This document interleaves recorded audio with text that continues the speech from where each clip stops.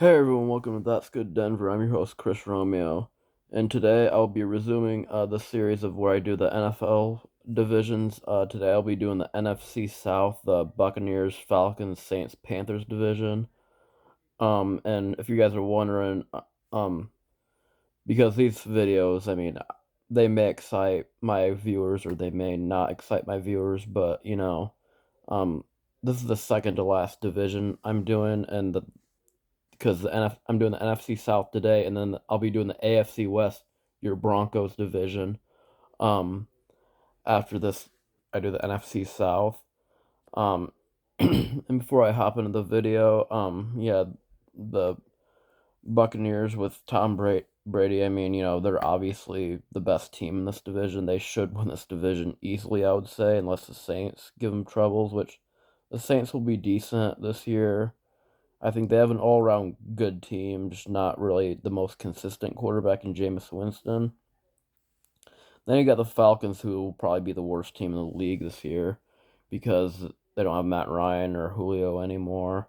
And then you got the Panthers, who are, I don't know if they'll be that good necessarily, but we'll see. We'll see.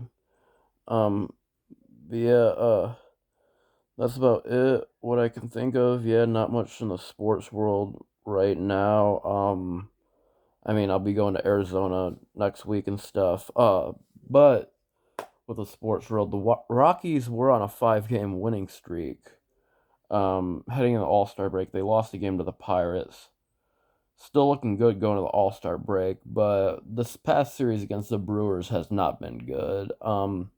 They lost on a walk-off 6-5 on Friday night. They were one strike away from winning that game. Then Hunter Renfroe bombs a 2-run homer to tie the game against the Rockies, and we lost that game. And I thought Ryan McMahon was safe on a key play in extra innings, and we lost eventually 6-5. And then yesterday when we lost 10-9, before that the other game we got blown out, but when we lost 10-9, yeah, that was. I mean, we had the momentum in that game. We were up 8-6, and our pitching has just been so bad and stuff, and with 2 outs, the Brewers were getting all the runs, getting a bunch of home runs and stuff, and we have our fourth game against the Brewers tonight. It's Monday night, and hopefully we can win and avoid getting swept to them, because this is a big series for us, especially if we want to make it to the playoffs, possibly.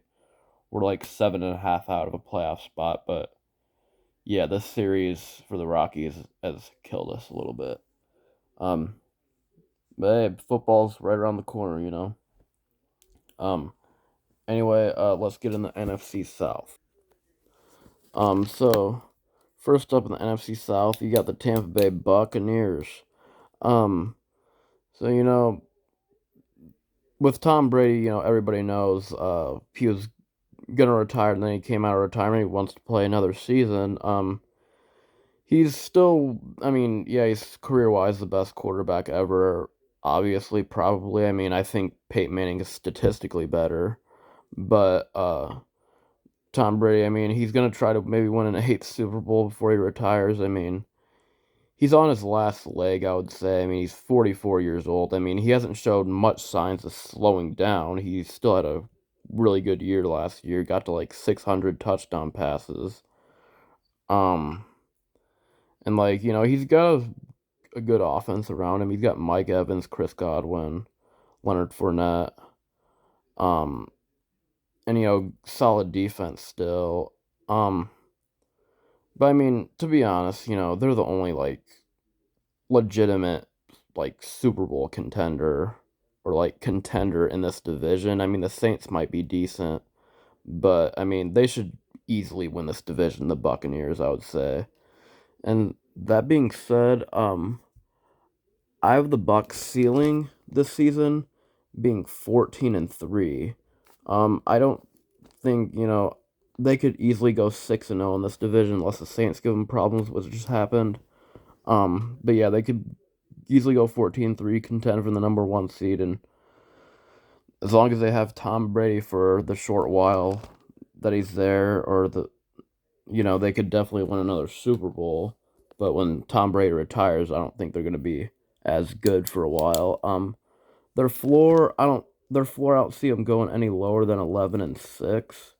Um, you know, their floor would be, like, I don't know, like they lose a couple tough games. They have a few tough games on their schedule, but I have them winning a good majority of them because a good majority of their games are at home, and I think a lot of it's gonna come down to is Tom Brady slowing down or is he not? 14-3 would be like he picks up right where he left off last year and does the same and does really good.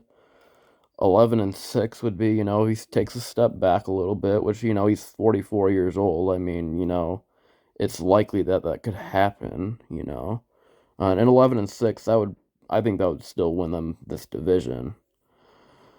Then next up, you got the Atlanta Falcons. So I mean, yeah, I think it's safe to say the Falcons are in full rebuild mode right now. Losing Matt Ryan, losing Julio Jones, and I mean they have Kyle Pitts, the tight end on offense. I can't remember if he's a tight end or a running back or a tight end or a wide receiver. I should know that, I guess. But um, yeah, I mean they have Marcus Mariota starting at quarterback, and like they don't have a good defense. I mean, like they choke games away and stuff, and yeah, I mean they're gonna be contending for a number one draft pick. It's either them or the Falcons, who are the worst team in the league this year. Sorry to Falcons fans, but yeah, I mean the Falcons' ceiling this year, yeah, out of their ceiling being 5-12, that's if or Marcus Mariota is not as bad, and like they can contend with teams like the Lions, who are getting better this year. They can maybe pull off a few upsets or something. Their floor, this is gonna sound a little ridiculous.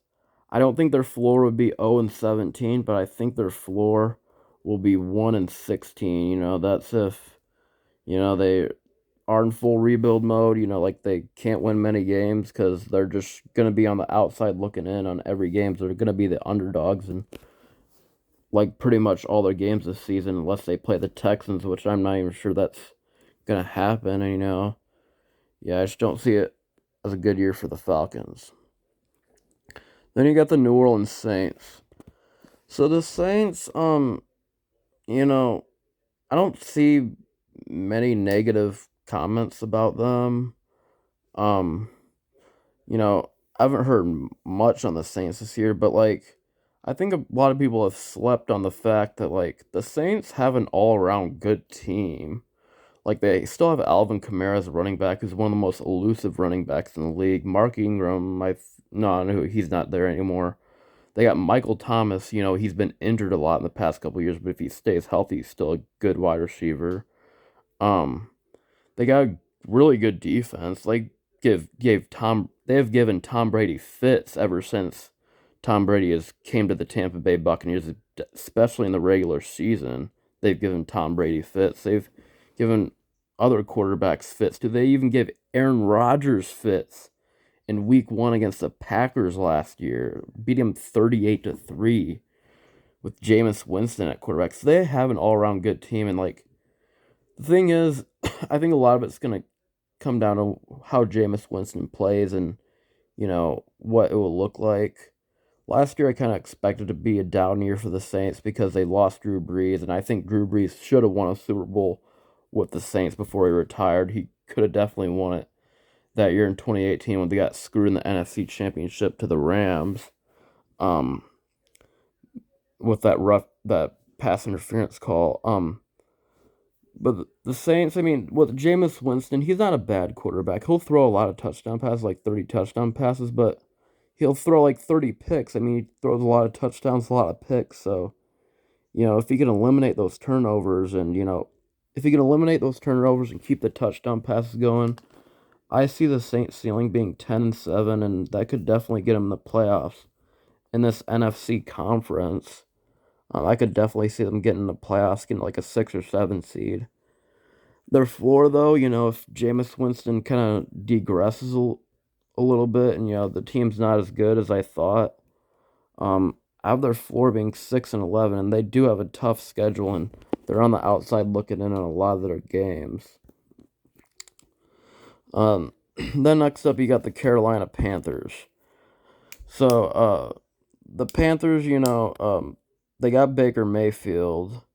They, got Christian McCaffrey as running back if he can stay healthy. By the way, shout out to my mom's husband, Dustin, who's a big Panthers fan and a big North Carolina Tar Heels fan. I'm thinking about you guys right now. And, yeah, hopefully the Panthers do well this season for you guys because I like the Panthers. And, the only game I'm going to be rooting against you guys is when you guys play the Broncos around Thanksgiving. That's the only game. But other than that, I hope you guys do well and hope you guys beat Tom Brady this year, maybe. Because I'm not big on Tom Brady. But yeah, so the Panthers, they, you know, Christian McCaffrey is a good running back if he can stay healthy. Baker Mayfield is okay. Um, I don't really know a whole lot about this team. And they got Robbie Anderson, who's pretty old at wide receiver. I think the Panthers are better than the Falcons, but I don't think they're as good as the Saints. So like the Panthers ceiling, I have their ceiling being 6-11. That's if Baker Mayfield kind of leaves off where he left Cleveland, and he shows a lot of upside, and Christian McCaffrey stays healthy for the majority of the time. It's not that bad of a season for them. Um, the floor though, I have their floor being 3-14. That's if you know they aren't. Baker Mayfield gets worse, which could be possible because he's had a lot of drama in Cleveland, and Christian McCaffrey gets hurt like he always does, and the team just kind of not necessarily tanks the season, but starts a lot of backups in some of those games. Maybe, but I mean, 3-14. I mean, that's still going to be around the Falcons' record probably. And then if I predict it out, um, as you can see over here on my computer, I do have the Buccaneers winning the division at 13-4. I think Tom Brady's going to have another really good year, and I think he'll take a step back a little bit. But he's with their division, his division being easy. I think he's going to go like, well, I have him going 3-3 against the division, but that's going to be some easy wins for them, and they play most of the tough games they play are at home, so which should favor them as well. And I have them going 9-0 at home, 4-4 away. Then the Saints. So this actually surprises me even that I have the Saints going 7-10.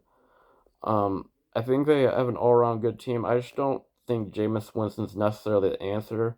I think he's still gonna throw a lot of picks, and I think they're on the outside looking in on a lot of their tough games.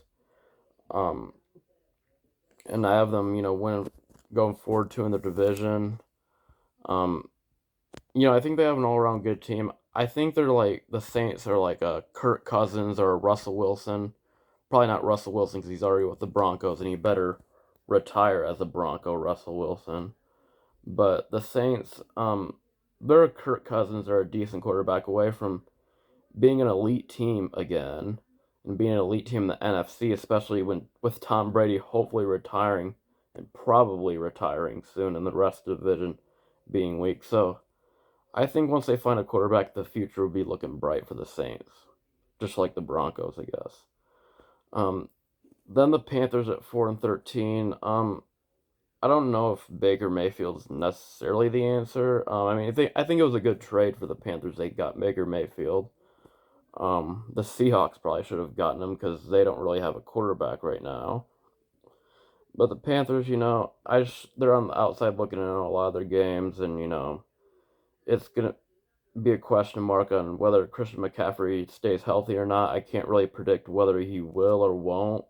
So I just kind of leave that up in the air and stuff. Anybody could get hurt on any given day, but like, yeah, a tough season for the Panthers. They'll be contending for a high draft pick, and uh, we'll see. And once they can like get a few more pieces in a quarterback, they could be contending for the division.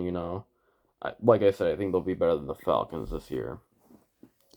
Speaking of the Falcons, yeah, I have them going 2-15. They're only 2 wins, getting within the division, and they're both home wins. And yeah, I don't see it being a good year for the Falcons. It'll either be them or the Texans, like I said, contending for a #1 draft pick. There's not a lot of talent on the team. Their defense is terrible. And, Marcus Mariota, I don't think is really the answer. And, like, even that, like, they don't have a lot of talent around them. So I'm sorry to Falcons fans, but, yeah, tough year for them. Maybe you guys can rebuild for next year for the high draft pick. And I didn't go over strength of schedule yet. I always forget that. So, like, with the Buccaneers schedule, they got the Cowboys, the Saints might be tough for them, Packers, the Chiefs, the Ravens, the Rams, the Browns might be tough, depending on Deshaun Watson. Uh, they got the 49ers, the Bengals, and the Cardinals might be tough. So, yeah, there's some tough games, a lot of tough games. But like I said, I have them winning majority of those games. Like they play the Ravens, Rams at home, and they have them beating the Packers and Chiefs. So part of the reason why I have them going 13-4 and possibly getting the #1 seed is because they play like all other 4 Super Bowl contenders basically at home. So yeah, a good year for the Buccaneers getting back in the playoffs. And they'll probably clinch the division by like Thanksgiving or something. Um, but anyway, then the Saints, I have them picking up 2 wins throughout the season, beating Tom Brady again. Then I've dropping 2 in a row until they beat the Seahawks at home, dropping 2 more in a row, beating the Raiders at home. Yeah, that'd be good if they could do that, I guess. Um, then I have them losing five games in a row till they uh beat the Falcons at home, get back on track. But then at this point it'd be too late. Because then they lose the Browns at home or Browns on the road. Then they win 2 games to end their season, finish strong. So that's how I have them going 7-10. Um, yeah, it's just tough. They have a good all around team. They just uh on the outside looking in some of their tough games. They need a quarterback. Then the Panthers. So I have them dropping their first 2 games. Upsetting the Saints at home, losing 3 in a row till they upset the Buccaneers at home. Um, then I have the Falcons winning that game, losing the Bengals, getting back on track against the Falcons, losing 3-4 in a row till they beat the Lions at home, and they lose 2 in a row to end their season. Then the Falcons. Yeah. So the Falcons, yeah, I have them losing their first 5, 6, 7. Yeah, they're losing their first 7 games till they finally pick up a win against the Panthers. Um, Losing to the Chargers, then yeah, losing 4, 5, 6, 7, 8. Then so I have the Falcons. I have them losing their first 7 games, picking up a win against the Panthers. Then going on an 8-game losing streak, going 1-15, then beating the Buccaneers at home. And the only reason why I have them beating the Buccaneers is because like Tom Brady would be resting and stuff, and like I'm pretty sure I have the Buccaneers getting the #1 seed this year. So like Tom Brady will take the day off, Mike Evans will take the day off, and they'll get a garbage win, and we'll see if that hurts their draft pick or not. Um, but yeah, that's the 7th half down for the series of predictions. Just one more to go. It's the AFC West. Your Broncos. Hopefully they win the division. I'm not saying I'm predicting them to win the division, but I think they should get in the playoffs. Spoiler alert. But yeah, let me know who you think's gonna win the NFC South. Um, and other than the sports world, I can't think of anything else really going on. I mean, I've been doing a lot of DoorDash lately because I need to make money. Um, and I've been doing DoorDash. Haven't watched many TV shows lately, and I'm going to Arizona next weekend to see my friend Brooks and Jack and all them. Maybe we'll go to Rockies Diamondbacks game because when I go to Arizona, the Rockies play the Diamondbacks in Arizona, and should be a good time to visit my friends and stuff. But that's a shout out to you guys in Arizona. That's it, everybody. I'm Chris Romeo, and that's good Denver.